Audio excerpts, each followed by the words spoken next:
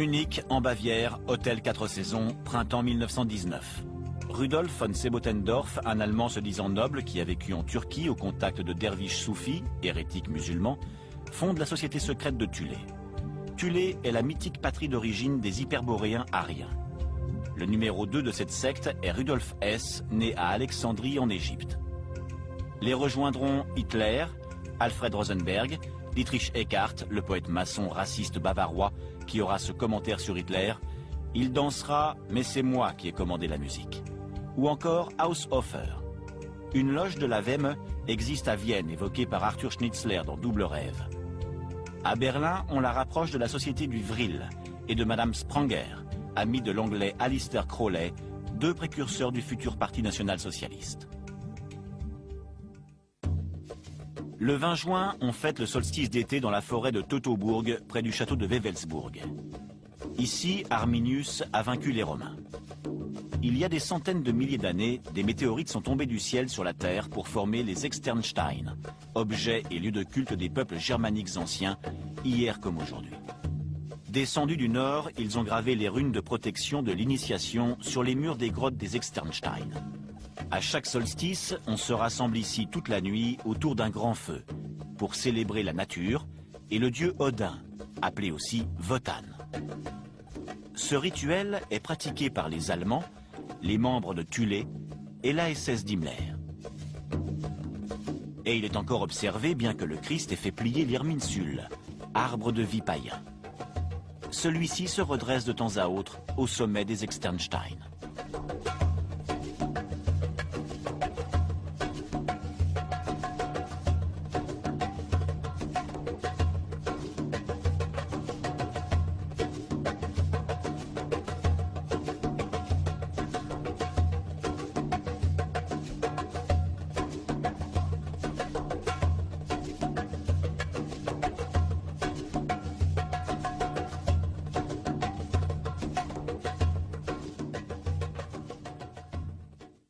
On retrouve ce même Irminsul sous la forme d'une reproduction en bois chez le professeur Hans-Georg Havenbeck, près de Düsseldorf.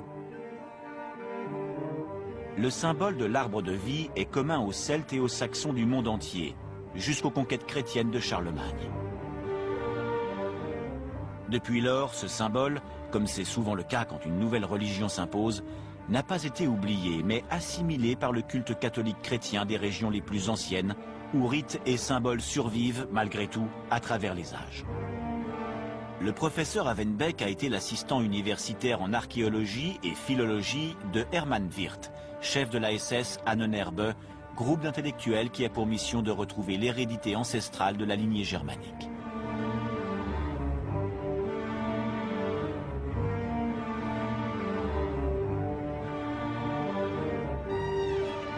Dans cette église, située à 10 km des Externsteine, les sculptures et bas-reliefs sont visiblement ornés des symboles caractéristiques au paganisme pré-chrétien. Repris et adaptés, ces signes sont également utilisés par la SS Totenkopf, à tête de mort.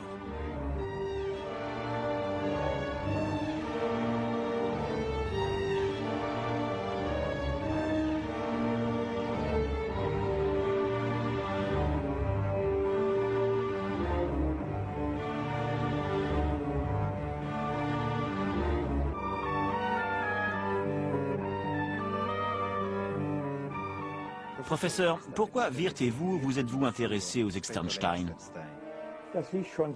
L'intérêt di Wirth et il mio si inseriscono. Wirth et moi-même avons commencé notre étude à un moment où il y avait un fort besoin de réponses. Je faisais partie d'un jeune mouvement considéré dans le prolongement du romantisme allemand par son enracinement populaire qui inspirait aussi la société de Thulé. Nous avons donc travaillé sur les Externsteine et avons même publié un ouvrage. Il est conseillé de lire les roches du sud vers le nord en terminant par l'image de Dieu penché en une pose qui rappelle son sacrifice. Ce témoignage tend à prouver qu'on acquiert la capacité d'agir à travers la conscience de soi et du domaine des lois naturelles. Le Fils de Dieu symbolise, selon moi, les événements du monde sur lesquels la lumière se fait au fur et à mesure du passage des saisons. Les Externstein sont déjà découvertes à l'époque des Romantiques, quand les frères Grimm entament l'écriture de leurs contes et quand pour la première fois, l'Edda est rendue publique en Suisse comme un document allemand. L'histoire des racines européennes fascine alors beaucoup. Le premier à écrire extensivement sur les Externstein est Goethe. La rune du dieu crucifié a été découverte par Wirth. On peut penser qu'elle est l'image du solstice d'hiver à travers lequel s'écoule le cours de la vie jusqu'à la résurrection. Elle est parfois appelée la rune de la résurrection, la vie qui renaît par cycle. Des recherches récentes de l'université de Heidelberg sur des échantillons de pierre ont révélé des traces de feu et les ont datées de l'ère pré-chrétienne. L'une des traditions germaniques les plus singulières est celle que l'on retrouve dans la légende ancienne des héros endormis, des dirigeants de toutes époques, des héros des Nibelungen à Charles V, Théodore le Grand, Charlemagne, Wittekind, Frédéric Barberousse. Ils ne sont pas complètement séparés des vivants, ils dorment. Wittekind à Siegburg en Westphalie, Charlemagne dans les souterrains du vieux château de Nuremberg, Barberousse sur le massif de Kyffhäuser, sous le porphyre et le granit de la Thuringe, où la terre s'ouvre parfois quand des musiciens venus d'Erfurt entonnent les sérénades de minuit. Ainsi, près de Detmold et des Externstein, la tradition germanique se perpétue. Mais il y a aussi une fonction initiatique. Face à l'empereur endormi, il y a l'initié, l'adepte qui se lève et réveille l'énergie assoupie qu'il a en lui. Tout ceci est souvent perçu à tort comme une initiation maçonnique qui reprend les mythes égyptiens, mésopotamiens et allemands qui survivent à peine. Dans les Externstein, on pratique la méditation runique et 4 fois par an, le rite du changement de saison, le solstice, autour d'un grand feu. 4 parties des Externstein se démarquent. Il y a d'abord l'autel, avec le trou dans lequel le soleil naît puis se couche au solstice. Puis le bas-relief du Christ, qui fait plier l'irminsule du pied. Ensuite, la grotte où est inscrite la rune de la Renaissance. Et enfin, la fausse tombe, destinée à la cérémonie initiatique de mort et de renaissance.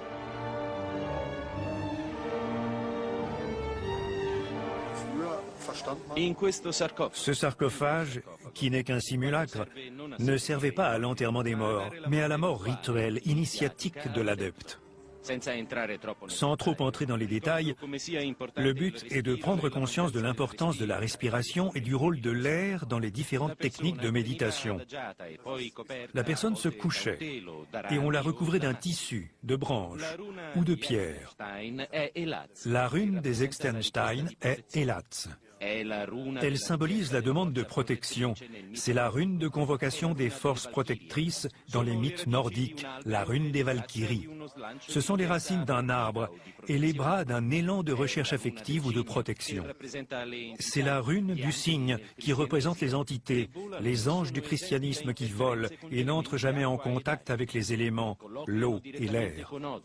Ils communiquent directement avec Odin. Ils servent d'intermédiaire, le pont de lumière qui lie l'homme à Dieu. C'est pour cette raison que les Externstein sont considérés comme un lieu sacré. C'est le point idéal de connexion entre la terre, les arbres de la forêt sacrée, symbolisés par l'Irminsul, l'arbre de vie, et le ciel, d'où ces pierres de météorites sont descendues jusqu'ici il y a longtemps. Ces signes sont ce qu'on appelle des runes.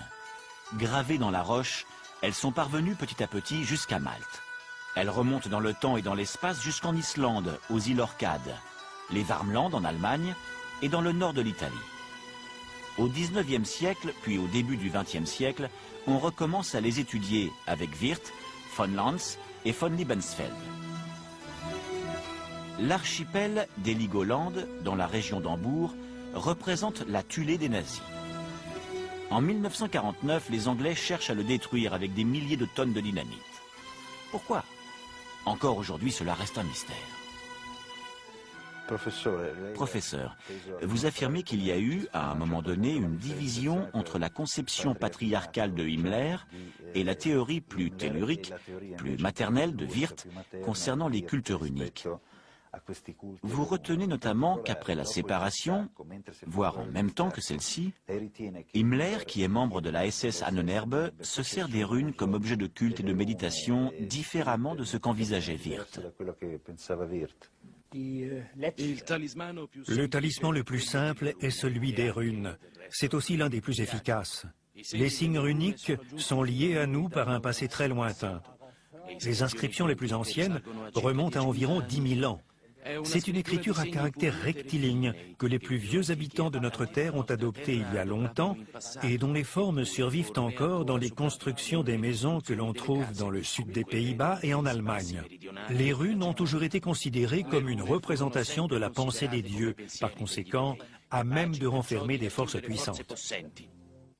La société de Thulé, puis le régime SS et sa section théorique Ahnenerbe veulent propager l'application matérielle de ces principes dans les Lebensborn controversés. Wolfram Sievers a toujours affirmé un lien plus ou moins conscient entre la pratique runique de magie méditative avec des exercices pratiques d'excitation sexuelle. D'un point de vue tantrique, l'amour physique conduirait à l'amour psychique et transcendantal. C'est ainsi qu'on s'explique ces images, ces jeux, ces rites d'exaltation de la nature sous tous ses aspects.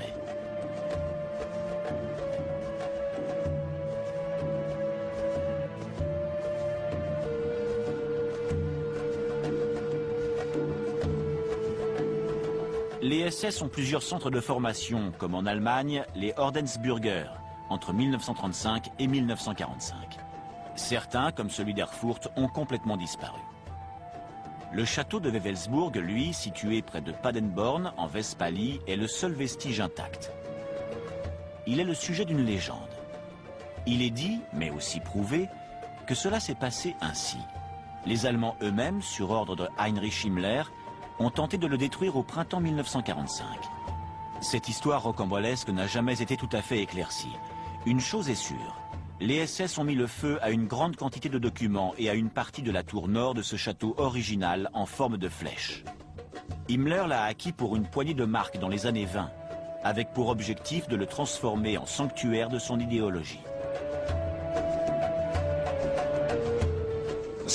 Nous sommes aux abords de Wewelsburg, dans le cimetière militaire allemand non loin du château. La majeure partie des hommes enterrés ici sont des SS tués à la fin de la guerre. Le château de Wewelsburg se trouve au cœur de la forêt de Teutoburg, dans le centre de l'Allemagne, où Arminius, chef de guerre local, a vaincu les légions romaines.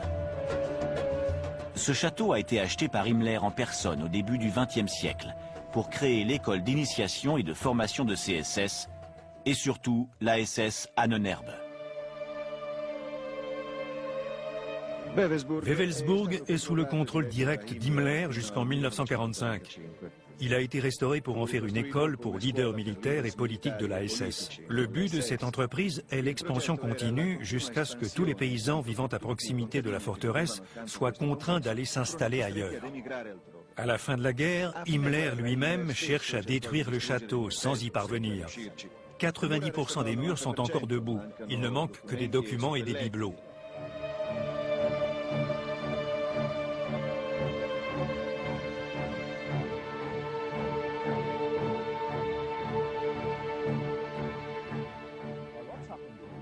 Il s'est passé beaucoup de choses à Wewelsburg dans les années 1930 et 1940. On ne peut évidemment pas montrer grand-chose devant les caméras, mais en substance, c'est à Wewelsburg qu'Himmler ambitionne de sélectionner la future élite de ses fidèles SS. Il ne s'agit plus seulement de conserver cette organisation telle qu'elle a été conçue, une simple police, mais d'en faire quelque chose de plus, de différent. Wewelsburg doit devenir le centre idéologique, avoir un pouvoir sur le Nouveau Monde si, une fois la guerre terminée, les vainqueurs sont allemands.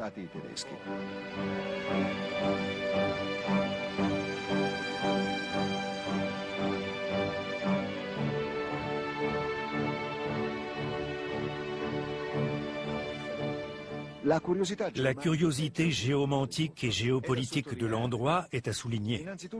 La géomancie est avant tout l'étude des lignes de force et du flux énergétique et divinatoire de la Terre, comme l'astrologie par rapport aux astres. D'origine chinoise, la géomancie développe l'expansion dans l'harmonie.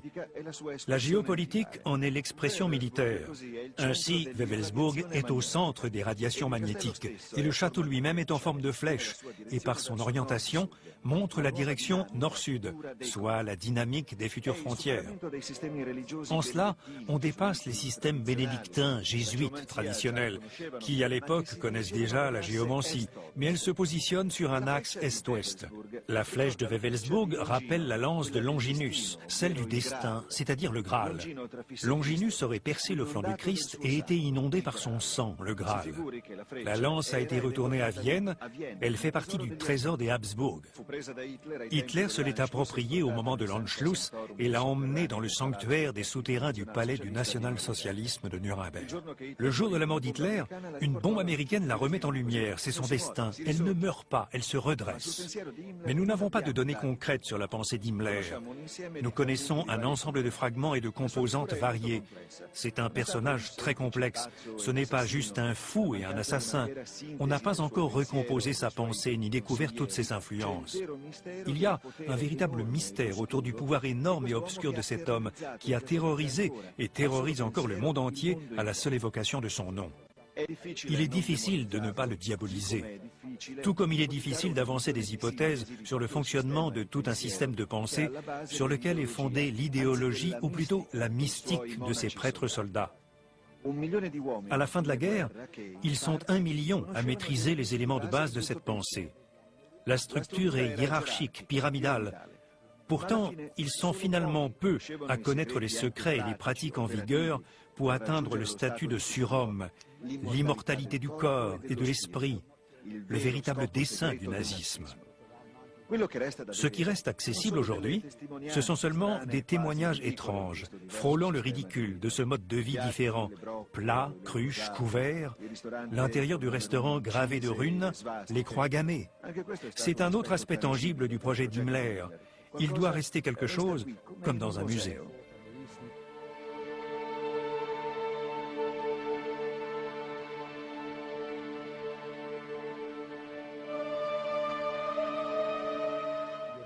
Vestige encore plus inquiétant et plus significatif du château de Wewelsburg, le Valhalla, le souterrain voulu par Himmler. 12 piédestaux sont érigés là où se tenaient 12 SS. Ce nombre magique est celui des 12 initiés assis à l'étage supérieur, des 12 mois, des 12 disciples, des 12 officiers commandants présents à Wewelsburg. Plus un seul en civil. Cet homme en tenue de ville est le théoricien qui a créé tout ceci. Hirsch, le mythe nazi n'a pas été inventé, c'est une recréation, une réélaboration de nombreux mythes admis et présents dans les traditions religieuses les plus diverses. On sait par exemple avec certitude que certains ont avalé des gouttes de sang d'Hitler ou d'autres leaders, comme le préconisent les enseignements de Steiner, qui n'est pas un ennemi du nazisme, plutôt même un ami de Rudolf Hess. Hess a lu tous ces livres, dans lesquels il est question de procédés particuliers discutés encore aujourd'hui, tels que la synchronie avec la lune croissante, ou l'utilisation d'eau distillée, grâce à laquelle on parvient à créer une communion magique avec la nature. Faust et les alchimistes connaissaient déjà ce procédé pour attirer, fasciner ou éloigner d'autres êtres, humains ou non.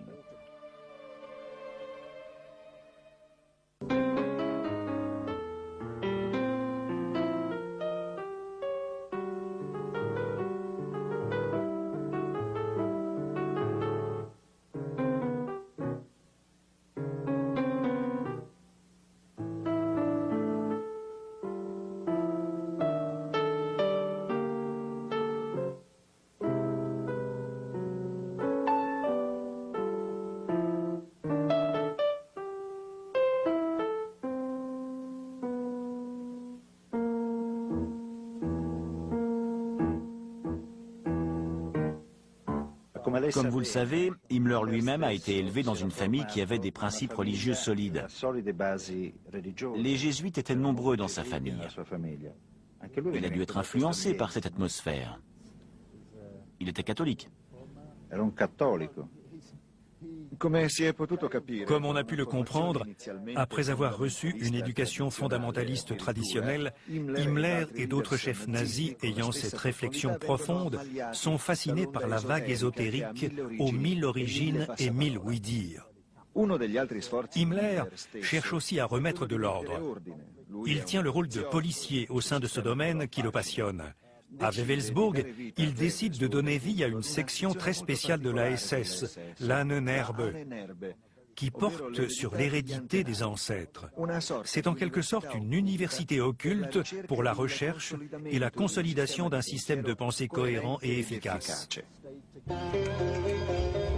Dans l'étrange château de Wewelsburg, deux esprits de la SS Ahnenerbe sont associés. Hermann Wirth, l'historien des runes, représente l'anthropologie culturelle, tandis qu'un personnage inquiétant et inabordable au plus grand nombre, l'astrologue personnel d'Himmler, l'Autrichien Karl Maria Willigut, alias Weistor, représente la véritable magie noire. Alors que le groupe de Wirth se consacre à l'étude des runes et des signes primordiaux de la race ario-germanique, que l'on voit aussi gravés sur les bancs du restaurant de l'hôtel, Weistor approche la loge berlinoise du Vril, qui par l'intermédiaire d'une certaine Madame Spranger, peut-être sans le savoir, entre en contact avec le magicien noir de Londres, l'agent anglais Alistair Crowley, qui a été arrêté en Sicile pour magie noire, usage de drogue et espionnage.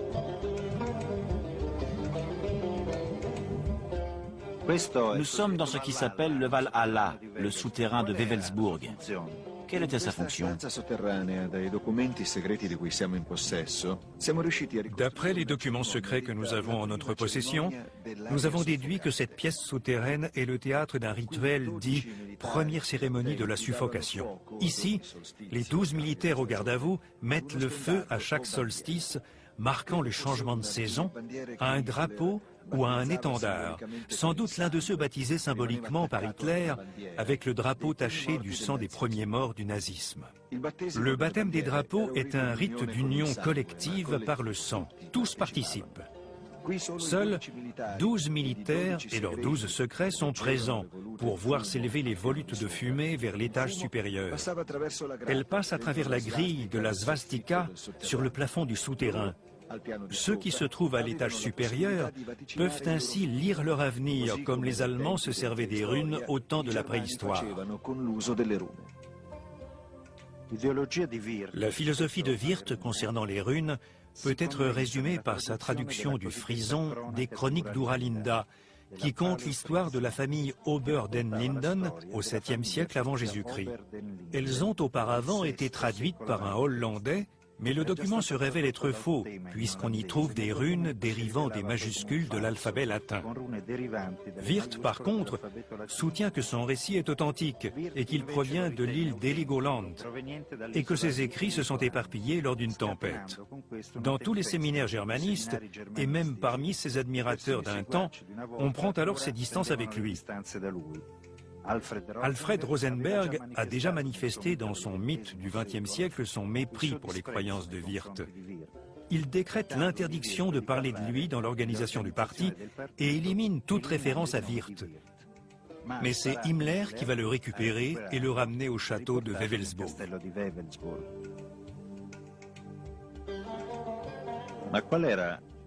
Quel usage faisaient les SS des runes dans cette pièce? Les runes sont là. Aujourd'hui encore, elles vivent. Et dans le national-socialisme, l'oracle de la rune est très suivi au sein de l'Ahnenerbe, surtout par Wirth et Havenbeck, qui se sont intéressés à la dimension nordique de l'occulte. Au contraire, Hirsche est un grand connaisseur de l'Orient. Conformément aux principes taoïstes, il conçoit les volutes de fumée comme un système de prédiction. Les 12 initiés s'assoient ici. Himmler, Hirsche, Tauber, Weistor, Wirth et bien d'autres encore. On ne sait pas grand-chose de leurs activités. Je me souviens avoir lu que même en Italie, à Castel del Monte, dans les Pouilles, il y a un château similaire à celui de Frédéric Barberousse, où chaque pièce contient 12 sièges. Ce château revêt le même genre de mystère. Je crois que cette pièce est destinée à la prière et à la méditation. L'Ahnenerbe est l'outil d'Heinrich Himmler pour étendre son pouvoir personnel de 1933 à 1945 dans tous les domaines imaginables de la vie de l'État national-socialiste et pour étendre le pouvoir politique de la SS également dans le domaine de la vie spirituelle. Le mot Ahnenerbe peut susciter à première vue l'idée d'un romanticisme flou. Cette interprétation ne serait pas tout à fait erronée. Ce n'est pas Himmler qui a inventé le concept visant à faire prendre conscience et à recréer des valeurs présumées appartenir aux ancêtres germaniques. Ainsi s'exprime le dieu Wotan pour transmettre son message. Le savoir de Wotan précède la création du monde. C'est ainsi. Je connais des domaines qu'aucune femme ne saurait connaître, ni de tous les hommes. Le chant de la rune Zig, la victoire, je connais le 11e chant. Si je dois mener de vieux amis à la bataille, je chante derrière mon bouclier, et ils vont d'un pas intrépide au combat et reviennent indemnes. Partout, ils sont sains et saufs. La méditation runique se déroule comme suit. L'individu se tourne vers le nord, debout ou imitant le signe lui-même. Il respire normalement, puis retient son souffle pendant 5 respirations. Il tente de bloquer toute autre pensée de son esprit. Les yeux fermés, il se concentre sur le signe qui brille maintenant en lui comme un soleil. Avec l'identification au signe, surgit la sagesse et l'extase.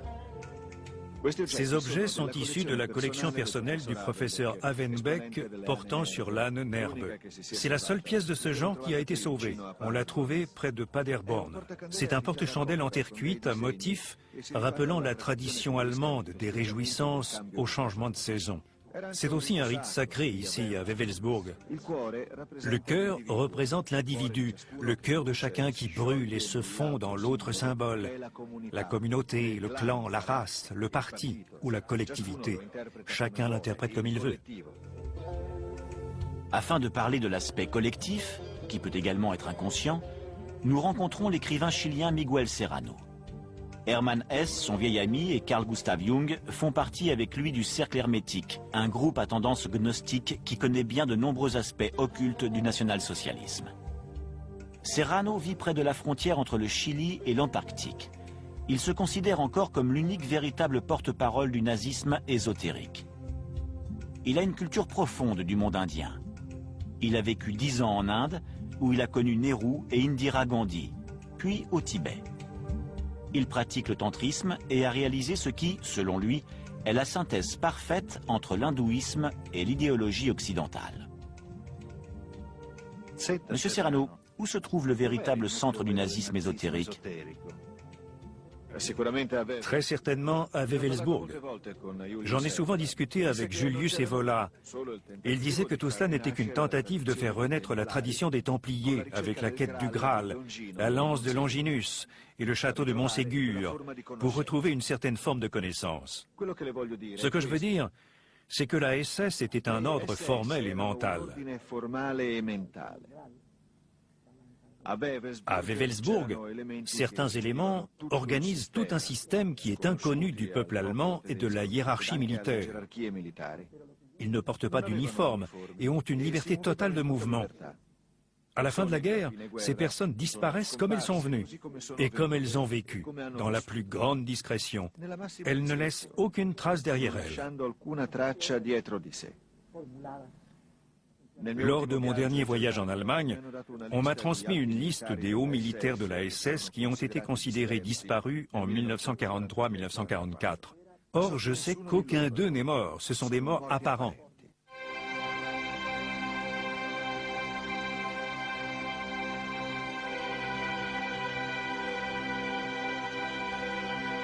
René Nelly, un Français de la SS Charlemagne, qui a vécu à Buenos Aires, me jure avoir vu plusieurs fois Otto Rahn, l'homme qui a retrouvé le trésor des Templiers à Montségur. Il aurait croisé aussi Chandra Bose, un hindou ami des Allemands que tous pensent mort, une fois en Autriche et une autre fois au Japon. Tout cela peut paraître incroyable, mais après tout, nous vivons dans un monde de science-fiction. Connaissez-vous la cérémonie de la suffocation? Non, je n'en ai pas entendu parler. C'est une cérémonie qui se déroule aux Externstein, près de Wewelsburg. Voilà ce que je peux vous dire. Les SS se servent des runes pour développer un système de méditation et de yoga runique. Les runes correspondent aux chakras, les roues, les centres occultes de l'énergie qui sont à l'intérieur de notre corps, parallèles aux organes physiques. L'objectif est de créer le Sonnermensch, l'homme soleil, de passer de l'état d'homme à celui de surhomme, d'homme éternel. Ils y parviennent, et de quelle façon? C'est un genre immortel, au sens littéral du mot. Ce sont des morts vivants. Ils ont franchi le seuil de la mort mystique. Dans les Externstein, il y a une tombe creusée dans la roche. C'est en fait une fausse tombe. C'est ici qu'ils passent des heures et des heures, une nuit entière, à réciter des mantras et à méditer en contrôlant son souffle et en visualisant mentalement les runes. C'est ici que se crée le vrai Arien. Le peuple Arya est celui qui est né deux fois. Celui qui meurt renaît, et celui qui renaît ne mourra plus jamais. La crémation des cadavres s'inscrit dans la tradition des Arya. C'est la libération dans l'éther du véritable corps immortel, le subtil, l'omnipotent. Enterrer les morts revient à attendre la résurrection du corps. En Chine et en Inde, il existe une troisième voie. Les sages sont embaumés. Aurobindo a été momifié à Pondichéry. Le taoïsme dit que le sage renaît dans sa tombe. Si on ouvre celle-ci, on n'y trouve pas de cadavre, mais une épée. C'est le sens ésotérique d'Excalibur. L'épée représente la colonne vertébrale occulte du corps humain. Les hindous l'appellent Shushumna. Ida et Pingala s'enroulent autour d'elle comme le caducée d'Hermès. C'est à travers Shushumna que remonte la Shak, la force immortelle de Kundalini qui, du bassin, rejoint le sommet de notre cerveau. Le corps subtil prend vie et entre en contact avec les astres à travers le Brahmarandra. Le corps physique, les os, les muscles, sont la cristallisation du corps subtil. On lui donne un nom réducteur, celui d'âme. La masse de notre corps, cependant, est transitoire et pesante. L'occulte est ce qui permet d'aller au-delà de l'ego. Le corps limite et empêche de s'intégrer au reste. Le vraj, le vril en allemand, est le rouge.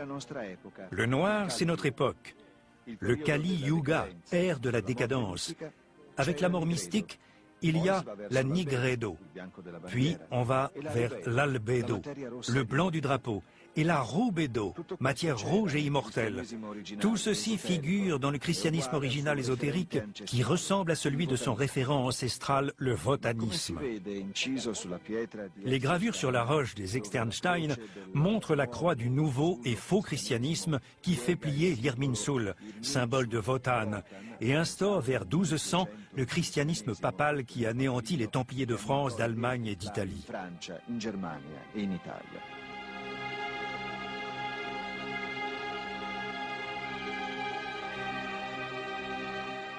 Le Christ, le vrai, revient le troisième jour.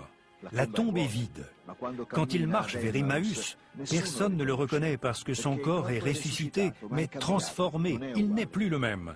Il parle à sa manière tout en disant « Ne me touche pas, no limitangere ». L'initiation symbolise l'entrée d'un adepte novice dans une association, en général une société secrète. Il sort ainsi de la vie quotidienne et, après une mort rituelle, renaît à une nouvelle vie. Tribus, sectes, religions, ordres de chevaliers, depuis l'aube de l'humanité, on utilise ce mode d'initiation pour rejoindre un but ultime, la transformation et la transmutation de l'être humain. Un soir de 1933, Hitler est en compagnie de Goebbels, Streicher, Rudolf Hess. Hess veut montrer aux autres les effets stupéfiants des herbes tibétaines que lui a rapporté l'explorateur Sven Hedin. Ils abordent le thème de la religion. Hitler déclare que pour lui, toutes les religions se ressemblent et n'ont pas d'avenir, même s'il a passé des pactes avec l'Église, comme l'a fait Mussolini en Italie. Cependant, Hitler affirme que ceci ne l'empêche pas, à long terme, de rompre définitivement avec les racines et les branches du christianisme. Hitler poursuit en disant que la vraie raison pour laquelle il a agi ainsi est qu'il ne pouvait pas faire de compromis. Les Allemands, à la différence des Italiens et des Français, ne peuvent être en même temps chrétiens et païens. Les Allemands doivent donc rejeter le christianisme, c'est-à-dire la religion des sorciers du ciel, pour adopter un dogme puissant et héroïque envers les dieux de la nature et de notre propre peuple, de notre destin et de notre sang. Pour le Führer, il n'est pas possible d'intégrer l'idéologie nazie raciste au christianisme. Le plan d'Hitler, avec le soutien de ce grand connaisseur des techniques jésuites qu'est Himmler, est de transposer les techniques rituelles des chrétiens. L'Église a déjà, en son temps, réadapté les fêtes païennes en faisant évoluer leur signification. À son tour, le nazisme s'empare des fêtes chrétiennes. Hitler est fermement opposé au mythe nordique. En ceci, il se heurte à Himmler. Il trouve inutile la simple récupération du paganisme de l'époque pré-chrétienne. Et à plus d'une occasion, Hitler s'est effectivement attaqué au néopaganisme de Himmler, qu'il considère pire que l'Église, un retour au Moyen-Âge. « Odin est mort », écrit Alfred Rosenberg. Il s'est fait dépasser par le mysticisme allemand. L'action d'Hitler face au paganisme pratiqué est pourtant ambivalente. D'un côté, il tolère les thèses romantiques d'Himmler, de l'autre, il interdit expressément la vénération païenne en public. Les rites et cultes païens se limitent à des petits regroupements secrets. Hitler dit que bien que les national-socialistes doivent s'abstenir de tout intellectualisme, ce reniement ne doit pas prendre la forme d'une réhabilitation officielle, d'un retour au culte d'Odin. Ceci explique les persécutions officielles, mais non officieuses, menées contre les odinistes de métier comme von Sebottendorf, von Liebenfels, Ebertin et d'autres. Hitler affirme que ceux-ci doivent à l'avenir se convertir à une nouvelle religion qui prend ses racines dans la nature et dans le sang. Le nouveau Dieu incarné serait Hitler en personne, et ces moines guerriers seraient les SS d'Himmler, qui adhèrent comme toujours avec enthousiasme au nouveau projet. Pendant toute cette période, on peut voir entre les leaders nazis une tentative de synthèse entre magie et religion. Hitler se substitue aux dieux chrétiens et à Odin. Le principal architecte théorique du plan destiné à miner le christianisme se nomme Alfred Rosenberg. Dans son ouvrage « Le mythe du XXe siècle », il expose l'histoire occulte de l'humanité et les racines de l'idéologie raciste national-socialiste. À travers lui, le passé occulte de l'origine aryenne se change en justification des théories nazies sur le soi-disant Herrenvolk, la race maîtresse, et reprend dans sa totalité le concept hindou du Varna, la séparation en castes privilégiant la race blanche aryenne. Rosenberg attend le jour où l'Église nationale du Reich s'établira sur les cendres du christianisme. Sur les autels, on remplacera la Bible par Mein Kampf. À la gauche de l'autel, on placera une épée symbolique et la croix sera transformée en svastika. Les leaders nazis sont en grande partie convaincus par tout ceci. Hess, Streicher et Rosenberg restent fidèles à leur religion, même après les procès de Nuremberg. Il est intéressant de voir comment Rosenberg s'est largement inspiré du masdéisme et de l'hérésie manichéiste très présent derrière l'occultisme européen. Les manichéistes prétendent que Dieu a autant de pouvoir que le diable et que la lutte entre les deux est éternelle.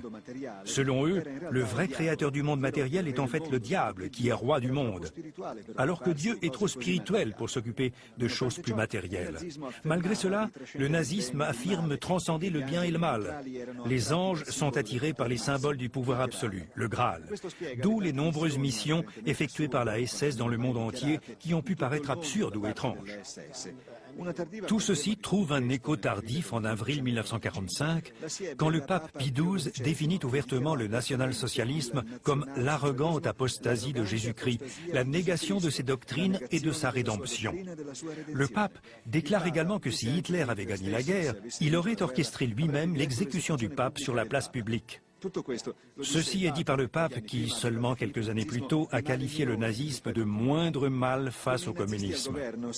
Les nazis au gouvernement mènent en réalité une campagne offensive aux frontières de la religion catholique avec un rituel public de l'Allemagne nationale-socialiste à consonance clairement religieuse, la litanie du travail.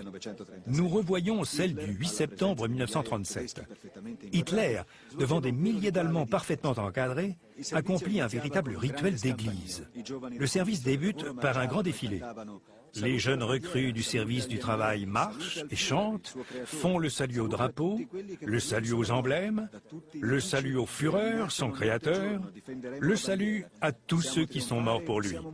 Ensuite, tous lèvent leurs étendards et leurs drapeaux et une voix s'écrie « Ici, à l'occasion de cette grande célébration, nous nous engageons sur une nouvelle voie. Nous nous tenons devant notre peuple et notre guide au sacre unique sous nos drapeaux ondoyants, le cœur ouvert et prêts à obéir. » Ce à quoi tous les participants répondent « Nous sommes prêts !»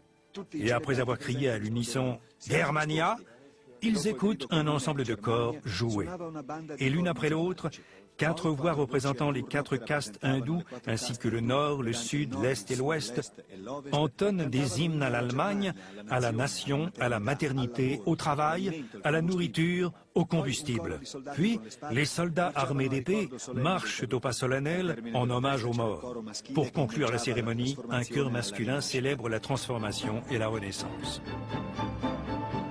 Grâce aux témoignages recueillis auprès de survivants désormais âgés et aux quelques écrits rassemblés, on a pu faire une première reconstitution de ces initiations publiques et privées. Il y a ainsi la cérémonie publique du baptême des drapeaux.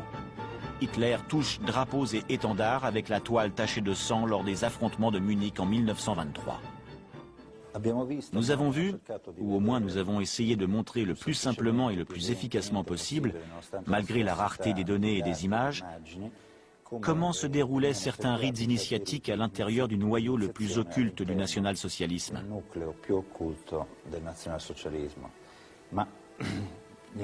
L'initiation n'est qu'un départ, le début d'un changement de vie, d'une transformation. Tentons avant tout de déterminer le but d'une initiation, ce à quoi elle doit mener. Nous nous référons toujours à la littérature classique sur le thème. Selon celle-ci, l'imagination, l'usage de la méditation, des rites, des images symboliques, des esprits intermédiaires, desquels dérive souvent la complexité de l'ésotérisme et son caractère cryptique, pour qui n'est pas familier du style, des codes et de ce langage particulier, conduisent à la transmutation. Lors de cette dernière, l'homme parcourt un itinéraire initiatique au terme duquel il accède à un autre monde.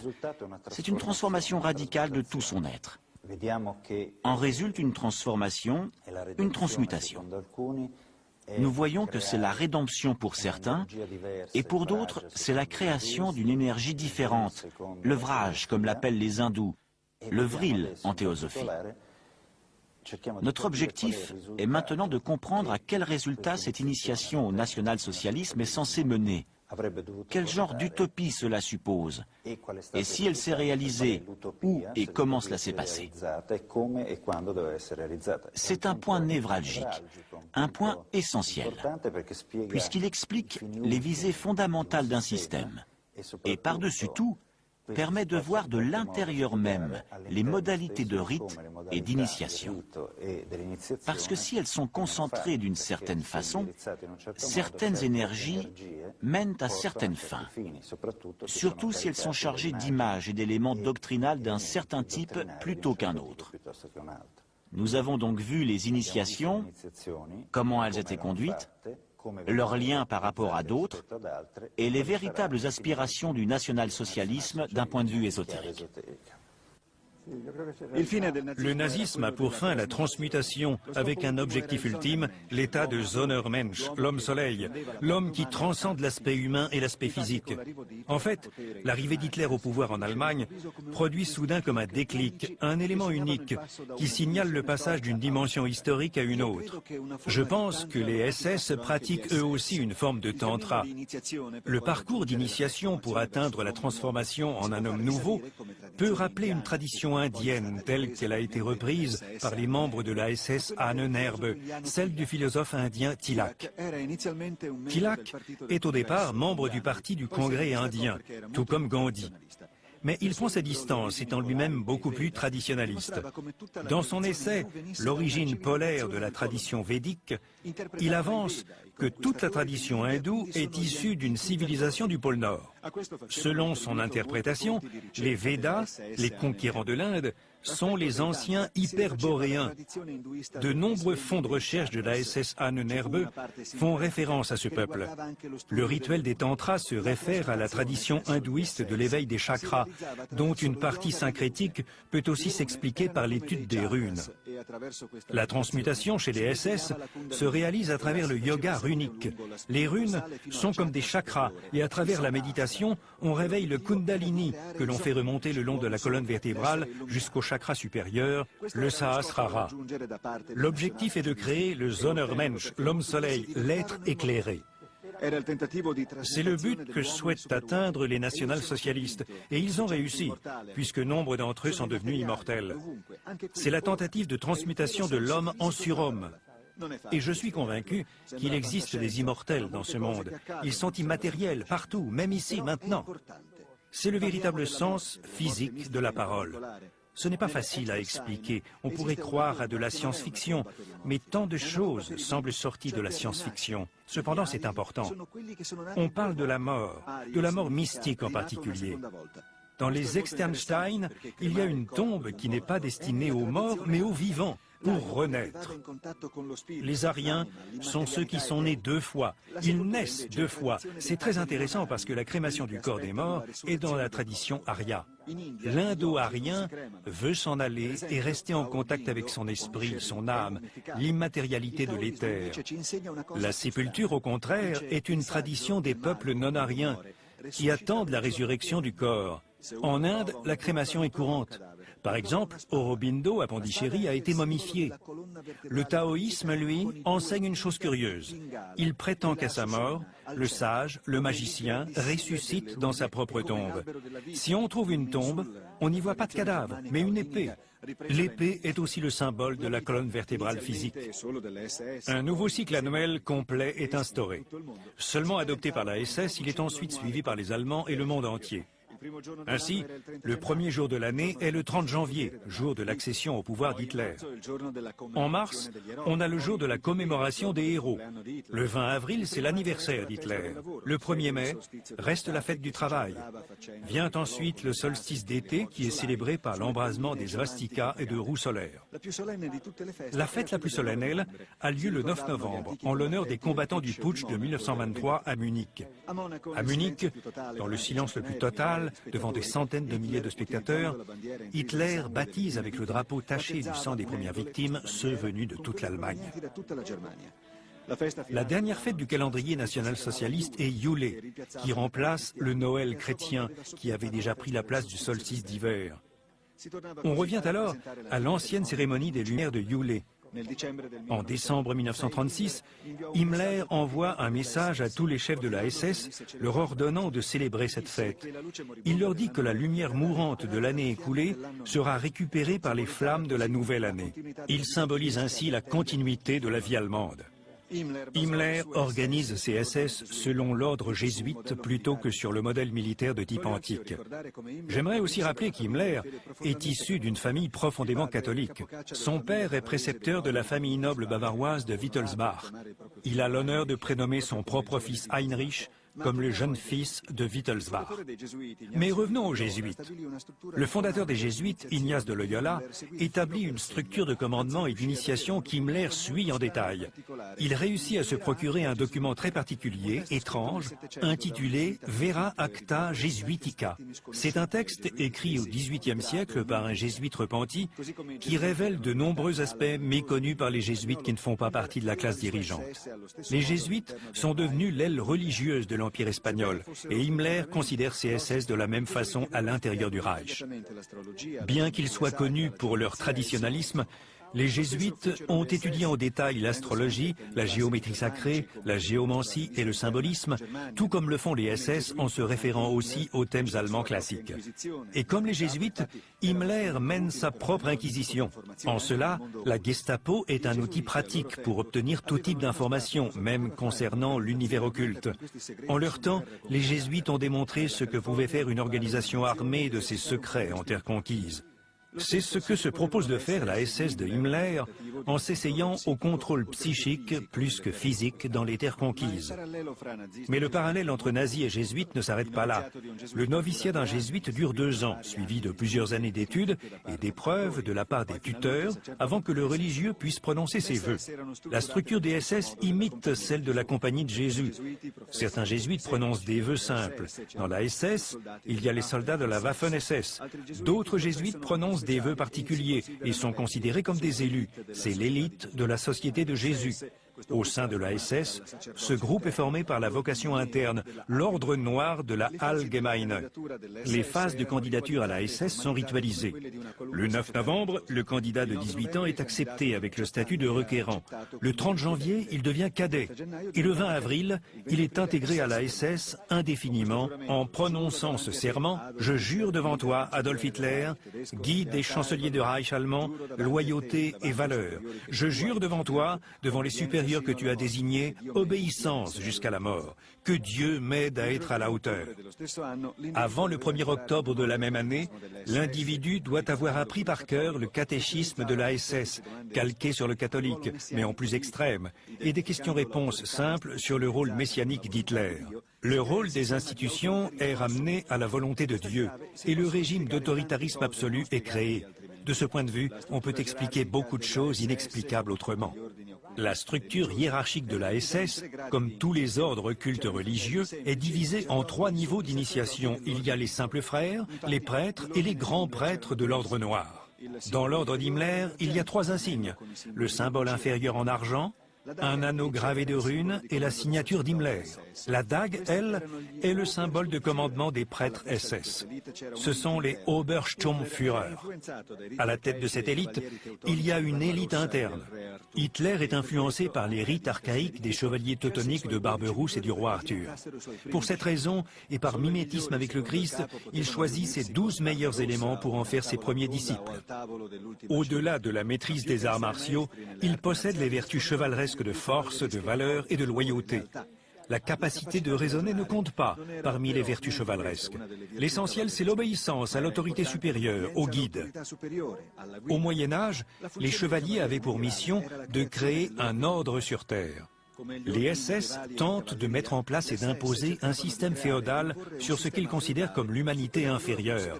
Himmler cherche des domaines féodaux à l'Est pour que les SS, tels les chevaliers teutoniques, soient forcés d'éliminer les nations non germaniques de l'Est. On peut voir une autre analogie entre l'ordre teutonique et les SS. La bureaucratie méticuleuse, recueillant toutes les données de chaque membre, les archives financières, légales et doctrinales.